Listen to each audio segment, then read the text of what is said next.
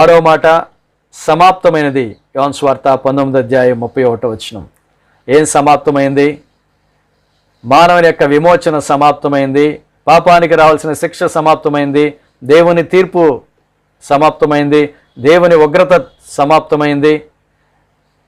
నొప్పి, బాధ సమాప్తమైనది. తరతరాల మానవ నిరీక్షణకు యేసుక్రీస్తు ప్రభువారు ముగింపు పలికారు.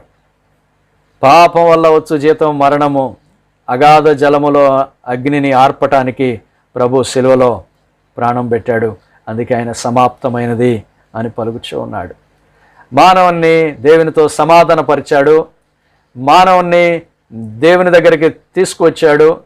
మానవునికి మరలా దేవుని దగ్గర స్థానాన్ని కల్పించి విమోచించాడు.